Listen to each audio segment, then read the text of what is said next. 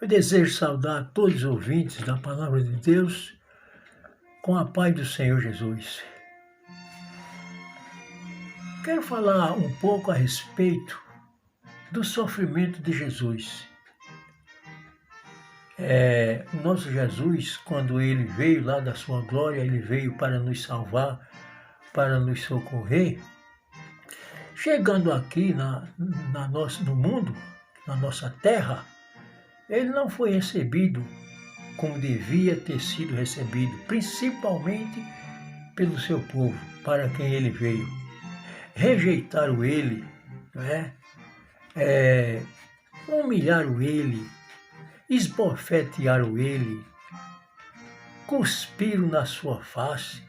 Está no Evangelho de Mateus, no capítulo 27, versículo 30. Bateram com a cana na sua cabeça.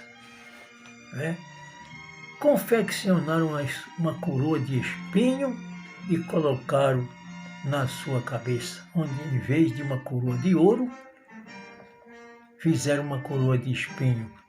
E ainda colocaram uma cruz pesada no seu ombro e saíram pelas ruas de Jerusalém,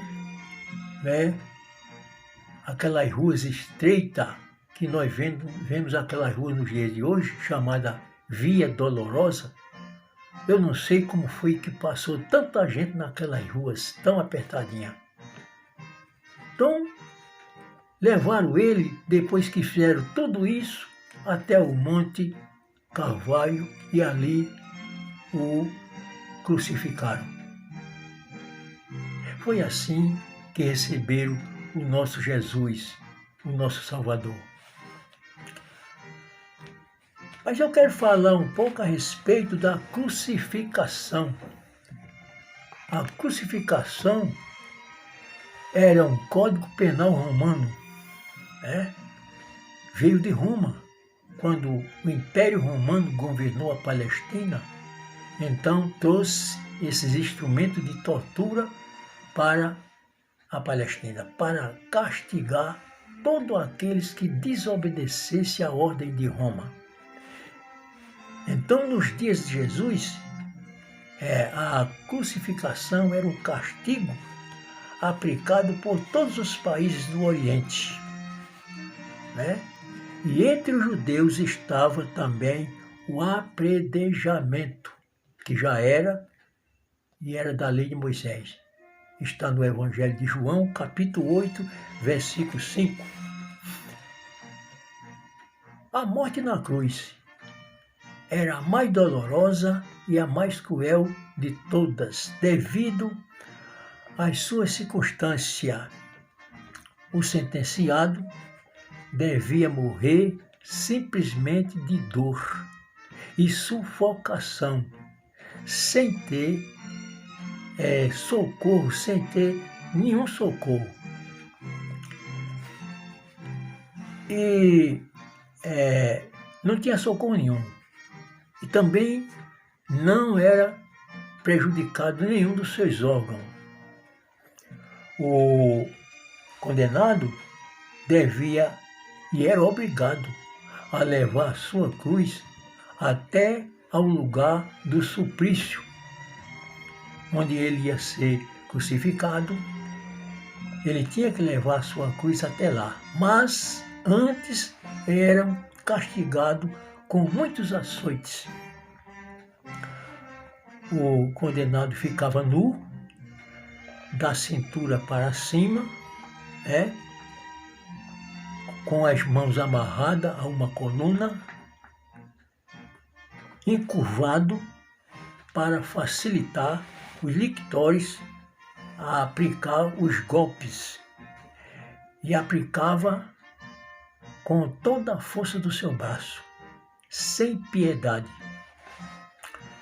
Era muita crueldade de um ser humano fazer uma coisa dessa com seu semelhante.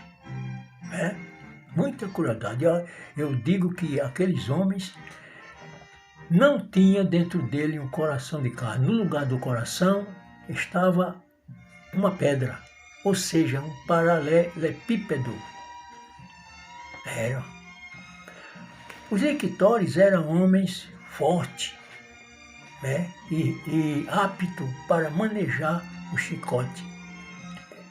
E golpeava sem piedade, ou seja, sem compaixão.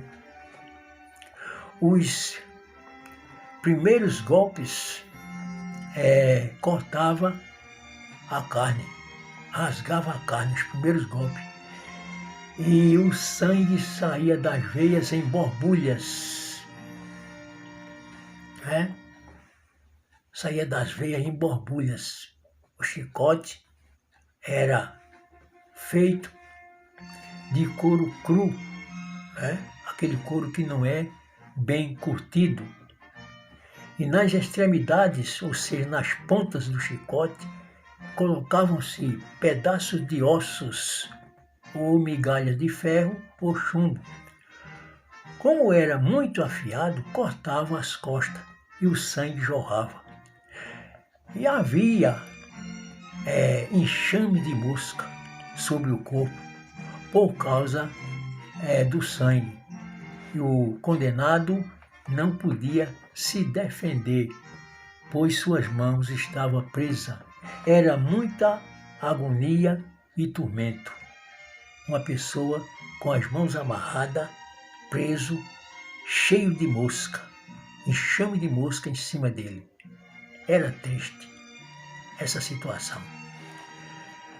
Muitos dos flagelados morriam ali mesmo, no tronco, depois de levar tantas chicotadas. Morria ali mesmo, antes de terminar o suplício. Outros eram tirados quase mortos e não demorava a sucumbir. O nosso Jesus suportou tudo isso por mim e por você. Ai de nós, se o nosso Jesus não tivesse descido lá da sua glória para nos socorrer. Ai de nós, nós íamos morrer no tronco, tomando aquelas chicotadas com toda a força que aqueles homens tinham. E ficar lá morto no tronco. Ai de nós. O ladrão na cruz, ele repreendeu o seu companheiro do outro lado, porque o outro companheiro dele que estava na cruz começou a xingar Jesus, a blasfemar e dizer: tu não és o Cristo, Filho de Deus? Desce da cruz, salva a ti e salva a nós também. E o outro disse: tu não temes nem a Deus? Estando na mesma condenação, nós estamos aqui com justiça, porque os nossos feitos mereciam. Mas esse nenhum mal fez. E disse para Jesus: Senhor, lembra-te de mim quando entrares no teu reino. E Jesus disse para ele: em verdade te digo, hoje estarás comigo no paraíso. É Lucas capítulo 23, versículo 41 a 43. Havia vários instrumentos de tortura. Eu quero citar aqui alguns três. O primeiro era em forma de um X, o segundo era em forma de um T e o terceiro era em forma de uma espada romana. Foi nesta que o meu Jesus foi crucificado. Mas ele foi ferido pelas nossas transgressões e moído pelas nossas iniquidades. O castigo que nos traz a paz estava sobre ele, e pelas suas pisaduras fomos sarados. Isaías 53, 5. Pilatos sabia que Jesus era inocente.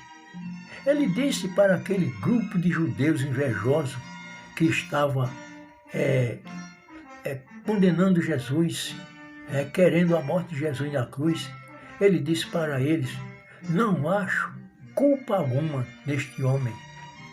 Mas o povo preferiram que soltasse um ladrão, um bandido, um assaltante perigoso de alta periculosidade. E foi o que Pilatos fez. Soltou Barrabás e entregou Jesus, o inocente, para ser crucificado. João capítulo 19, versículo 6. E chegando no lugar chamado Calvário, que em hebraico se chama Gólgota, o lugar da caveira, ali crucificaram o nosso Jesus.